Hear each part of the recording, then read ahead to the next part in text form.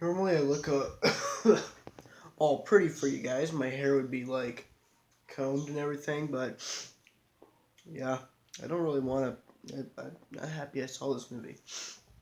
So what movie did I see? I saw Doctor Doolittle, The Voyage of Doctor Doolittle. Um, yeah, saw it yesterday. So today is February 10th. I like to say the dates of my videos, just in case someone watches it and is like, hey, what time did he watch this exactly? So I saw the movie. Today is Monday, February 10th. I saw it yesterday, February 9th.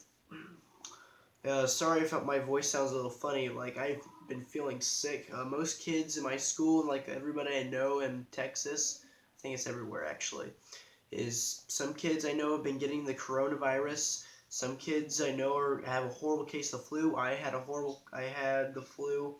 No, not the flu. Definitely not the flu.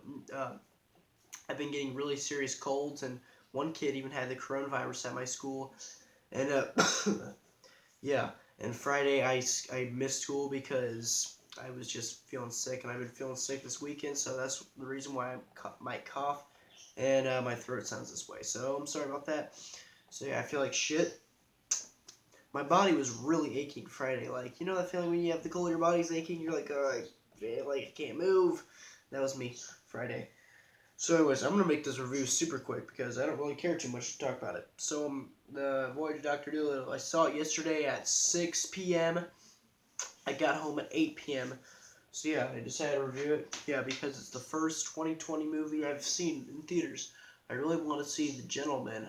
I actually really want to see The Gentleman, directed by Guy Ritchie, the guy who directed Snatch. A movie I did see. I didn't finish it though, but I did like it. Uh, yeah. Anyways, so this movie stars Robert Downey Jr. and basically his wife dies and he doesn't want to go on any more voyages or help animals because of his wife's death. And then the Queen of England is like sick and stuff, and so he can somehow heal her. So he needs to like voyage to get like some book that'll tell him where some medicine is, which will tell him how to save the Queen. Yeah, that's the plot. So, I fucking love Robert Downey Jr. Not just as Iron Man. Granted, I do love him as Iron Man. He's like my favorite MCU character.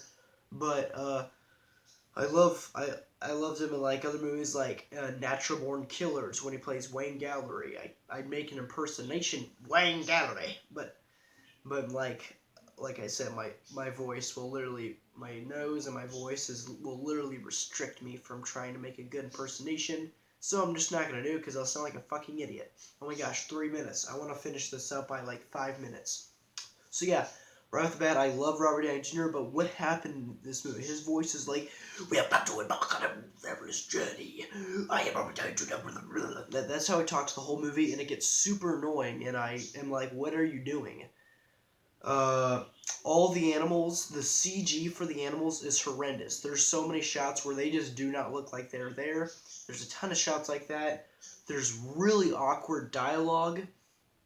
There's like super awkward dialogue in between the animals. Like the animals, it takes place in like the medieval times, or like not the medieval times, but like back when people were like, "How do you do?"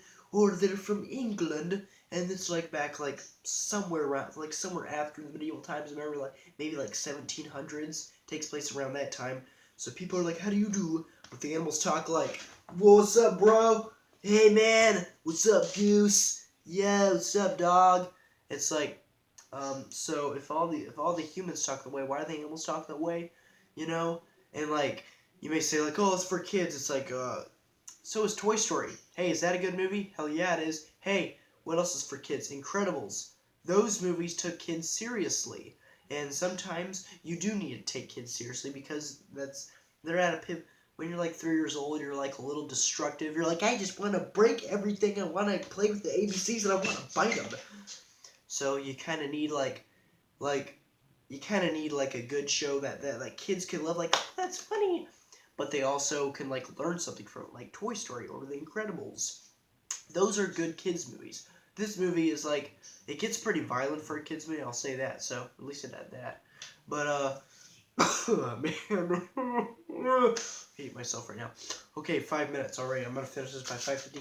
So yeah, I didn't like how the animals talked, and also I enjoyed the first two Eddie Murphy Doctor Dolittle movies, but the thing was that Doctor Dolittle had like I kind of like the Doctor Dolittles with Eddie Murphy. Those were actually quite entertaining. I didn't. They're not great movies. They're not bad movies. They're just good. Like I don't ever think I'll see them again. I don't ever care to, but like if it was on, I wouldn't mind watching it. It's like it's perfectly funny. I like Eddie Murphy. I actually really fucking love Eddie Murphy.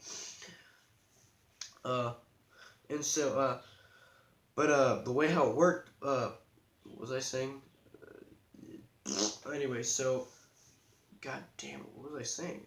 Oh yeah. So but anyways, the thing about Doctor Dolittle in the books and even the old movies, the thing that he had in common was that he was the only person that could speak to animals. But in this movie, it's like animals can learn. It's like a language to be learned. So like when people talk to the gorilla, they're like oh oh oh oh oh oh, and then obviously they make it sound in English because you wouldn't want to see him do ooh ooh ooh the entire time because that'd just be horrendous.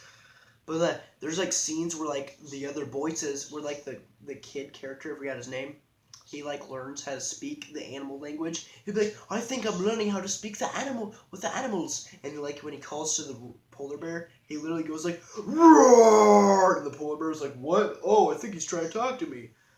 And like it's when they're on the boat, and it's like that was fucking horrific. He literally goes like, and then they talk to the monkeys. He's like, it's like, oh my gosh. It's like, what happened to Doctor Dolittle? Like he is all the old books. Like I'm not a Doctor Dolittle nerd. I just know enough about him. But Doctor Dolittle is the only person who could talk to animals. But in this movie, it's like, oh, anybody could talk to animals as long as you learn the language. It's like it kind of takes away from his like significance as being Doctor Dolittle. Doctor Dolittle is the only guy who can talk to animals. Nobody should do it. Like he's the only one who can speak English to them, and they know what he's saying. That's how Doctor Dolittle was in the books. That's how he was in Eddie Murphy movies. That's how he was in the freaking cartoons. I actually did watch this one Doctor Dolittle cartoon where they had a theme song like "Animals make the very best of friends." I don't know if you know what I'm talking about, but I watched that cartoon. It was fucking horrific. Man. Oh my god. Anyway, so yeah, but I just was like, what? How come all the other people could talk to animals? Doctor Doolittle's the only is the only person who could talk to animals. Not everyone else. It's not a language. It's just that he has a natural biological somehow ability to talk to animals, and animals understand him, but no one else can. That's what made him kind of cool. But the fact that everyone else can just easily learn the language, it's like, whatever. Anyways, I'm gonna wrap this up right now because my throat is like fucking hurting. And I need to wake up for school tomorrow. So, one good thing about the movie, Antonio Banderas. Antonio Banderas appears for like 5 minutes, but I fucking love him, and he was the one part of this movie that I was like, oh, that's entertaining. I love him as Zorro. Fucking love him as Puss in Boots. I love him in Desperado. I just love fucking Antonio Banderas. I even like him in Spy Kids. Yeah, I like him in Spy Kids. He's actually good in those movies. Like, he's the one thing in Spy Kids that I like. He's also in this movie, and I'm like, you saved it right there, just with a brief moment with Antonio Banderas. But yeah, this movie is utter shit. I would be screaming if I was not as sick right now. If I wasn't sick at all, I'd be like going off on a tangent on how many things I hate about it. But also, I didn't like the movie, and I tried to make it short. I wanted this to be ended in 5 minutes, but it's now been like 9 minutes and 5 seconds. So yeah, this movie easily gets like a 2. Why not a 1? Because I mean it's pretty bad. Well, actually, I might just give it a 3 because it's pretty bad, but there's nothing offensive to me. It doesn't offend me because I'm not that big of a Doctor Dolittle fan. I like barely. I don't even consider myself a fan. I like the Eddie Murphy movies fine, but like it didn't offend me. I really didn't like it. Like I absolutely hated this movie. It was really horrific. But I gave it a 3 because Antonio Banderas, and it is competently well made. I'll say that. Like, there clearly was some genuine care into making this movie, so I gotta give them that. Like, they actually did. It did feel like they were trying to put some effort to it. It's not like they didn't try. But yeah, it still gets a 3. I didn't like it. Okay, well, that's it for this guy. See ya.